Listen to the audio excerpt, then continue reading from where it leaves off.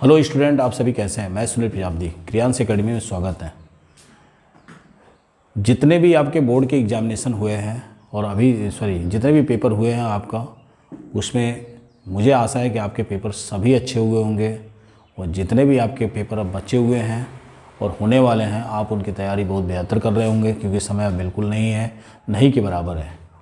क्योंकि पीछे आपने पूरे 1 साल में तैयारी बहुत अच्छी तरीके से किया होगा और समय उतना ही है कि जितना हम इम्पोर्टेंट क्वेश्चन को देख सकें। तो उसी के आधार पे हमने कक्षा 12 की फिजिक्स के उन्हीं क्वेश्चनों का एक कलेक्शन लिया हुआ है जो आपके एग्ज़ाम में संभावित है, बनने वाले हैं, दिखने वाले हैं। जो आप तैयारी कर रहे हो करते रहो। जितने आपने क्वेश्चन को सॉर्ट किया हुआ, अपने हिसाब से गेस किया हुआ है, क्लासों के अंदर कराए लोग, टीचर लोग ने, वो आप करते रहिए। लेकिन मैंने भी अपने हिसाब से कुछ कलेक्शन किया हुआ है, उन क्वेश्चनों को आप देख सकते हैं। एक उससे आपको एक मार्गदर्शन हो सकता है, एक राहत मिल सकती है। तो चलिए शुरू करते हैं। लेसन वाइज शुरू करेंगे। हो सकता है वीडियो 2-3 पार्टों में बने, लेकिन वो चीज़ें आपकी बहुत इंपॉर्टेंट रहेगी। ठीक है, तो पहला लेसन है हमारा विद्युत आवेश तथा क्षेत्र, यानी जिसको कहते हैं इलेक्ट्रिकल चार्ज एंड फील्ड। उससे संबंधित क्वेश्चन को देखेंगे। कुछ ऑब्जेक्टिव होंगे, डिस्क्रिप्टिव यानी शॉर्ट होंगे, लॉन्ग होंगे, न्यूमेरिकल होगा। जितने भी इंपॉर्टेंट क्वेश्चन हैं उन्हीं को देखा जाएगा। जितने भी क्वेश्चन मैं आपको दे देता हूँ उनको तैयार कर लीजिएगा। जितने आप तैयारी कर रहे हो उसको करते रहो, उसमें कुछ रुकावट नहीं होनी चाहिए। यानी हम किसकी बात कर रहे हैं, क्लास 12th यानी 12वीं के फिजिक्स की। ठीक है, तो चलिए स्टार्ट करते हैं। यानी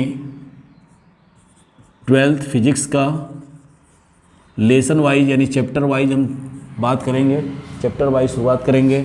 और चैप्टर का पहला नाम है जिसको हम कहते हैं विद्युत आवेश एवं क्षेत्र, जिसको इंग्लिश में कहते हैं इलेक्ट्रिक या इलेक्ट्रिकल चार्ज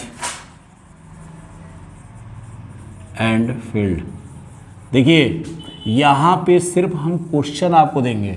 आपने जितने भी नोट्स बनाए हुए हैं उन्हीं नोट्स से तैयार करेंगे।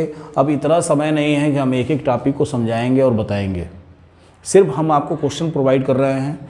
क्वेश्चन आप अपने नोटबुक से या विद्या जो भी आपने चीज़ें लिया होगा, सामग्री होगी आपके पास, उससे आप टैली कर लीजिए और उन्हीं क्वेश्चनों को आप याद कर लीजिए।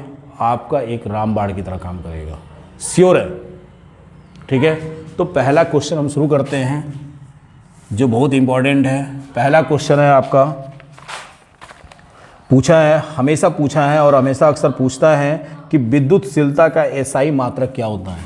पहला, विद्युतशीलता का एसआई मात्रक, जिसको हम इंडिकेट करते हैं एप्सिलॉन 0 से, का एसआई मात्रक क्या होगा। ठीक है, तो आपको पता होगा और जानते भी हैं, तो इसका उत्तर आप तुरंत लिख लीजिएगा। तो क्या होता है विद्युतशीलता का एसआई मात्रक। तो एसआई मात्रक होता है कूलम्ब स्क्वायर, मैं उत्तर भी लिख दे रहा हूँ, coulomb square newton metre square. ये आपका आंसर होता है और आंसर भी आप लिख देंगे आसानी से। ठीक है, अगला क्वेश्चन है जो बहुत इंपॉर्टेंट है, इसको मिटाते हैं। अगला क्वेश्चन देखिएगा, थोड़ा समय कम है इसलिए थोड़ी सी स्पीड होगी, इसलिए हर क्वेश्चन का जवाब असंभव है। आपने नोटबुक बनाया होगा, उस नोटबुक से तैयार कर लीजिए, क्वेश्चन देखते रहिए। अगला क्वेश्चन है जो बहुत इंपॉर्टेंट है, वैद्युत क्षेत्र की तीव्रता का मात्रक। दूसरा क्वेश्चन है विद्युत क्षेत्र या वैद्युत क्षेत्र की तीव्रता का मात्रक, और आपको पता भी होगा मात्रक होगा।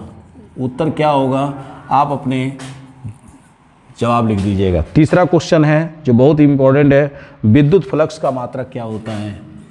विद्युत फ्लक्स का मात्रक क्या होगा, ये आप याद कर लीजिएगा। विद्युत फ्लक्स का मात्रक क्या होगा।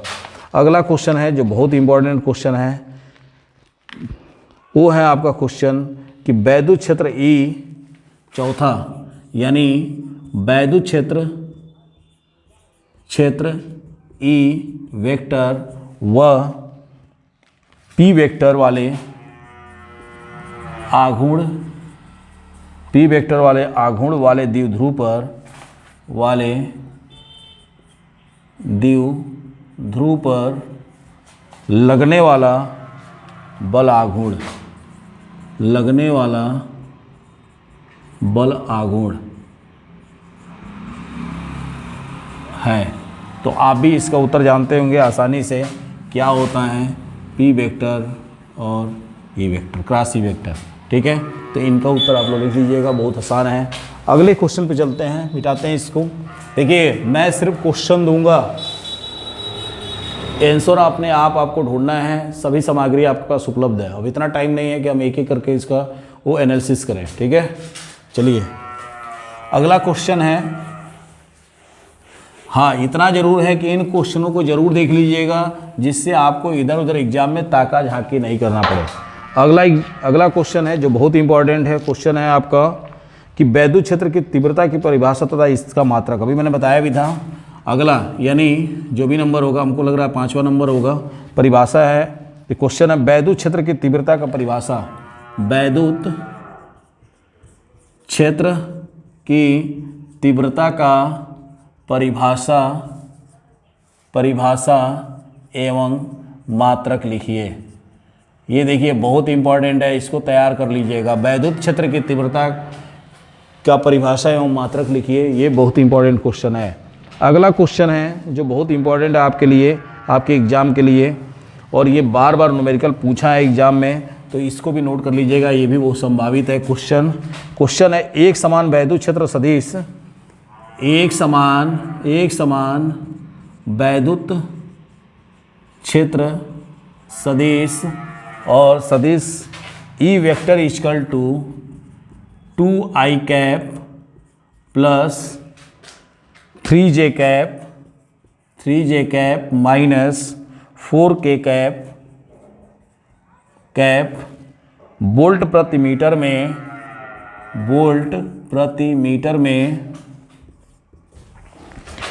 में एक पृष्ठ का क्षेत्रफल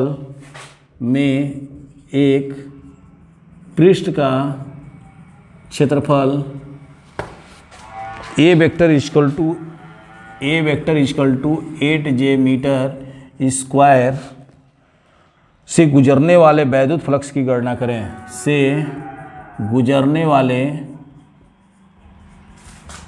वैद्युत फ्लक्स की गणना करें। देखो ये गणना करना है, तो इसमें कुछ भी नहीं करना है, और जानते भी हैं कि phi equal to E vector equal to A vector होता है। कुछ भी मत कीजिए, इसको सीधे सीधे यहाँ वैल्यू को रखिए और काम कर दीजिए।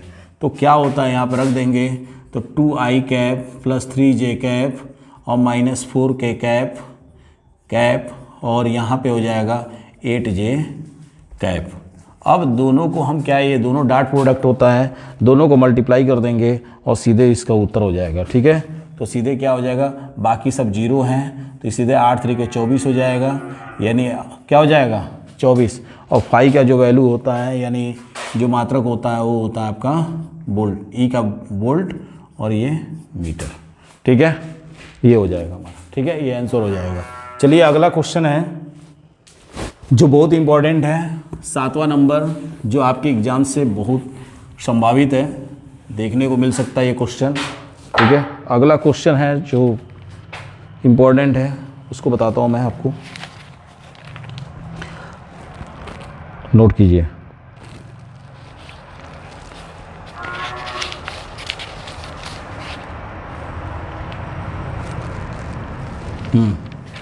क्वेश्चन है आपका वैद्युत फ्लक्स की परिभाषा तथा मात्रक लिखिए। वैद्युत फ्लक्स की परिभाषा एवं मात्रक, कौन सा क्वेश्चन है, 7वां। वैद्युत फ्लक्स की परिभाषा एवं मात्रक लिखिए। ठीक है, मात्रक लिखिए, ये क्वेश्चन इंपॉर्टेंट है। वैद्युत फ्लक्स की मात्रक एवं परिभाषा लिखिए। ठीक है, और ये भी हो सकता है कि इसको पूरा अस्पष्ट भी करना पड़े, यानी पूरा समझाना पड़े, तो इन सब सारी चीज़ों को भी देख लीजिएगा, समझाना भी पड़ सकता है।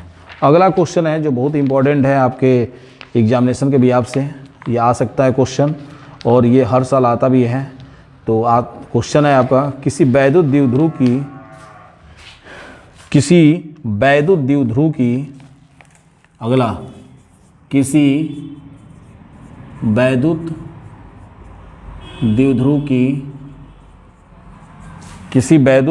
की अक्ष से यानी अक्ष के किसी बिंदु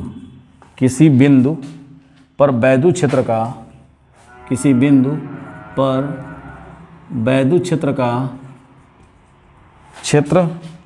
का सूत्र प्राप्त कीजिए और आपने इसको पढ़ा भी होगा, प्राप्त कीजिए अच्छी और निरक्षीय स्थिति में। ठीक है, तो यहाँ पे अक्सर जो पूछा है कि कोई भी स्थिति हो सकती है, तो आप किसी पे डेरिवेशन कर सकते हैं, तो ये हो सकता है अच्छी स्थिति पे। ठीक है, अच्छी स्थिति पे ज़्यादा पूछता है, तो इसको आप नोट कर लीजिएगा। ठीक है, किसी वैद्युत द्विध्रुव के अक्ष के किसी बिंदु पर वैद्युत क्षेत्र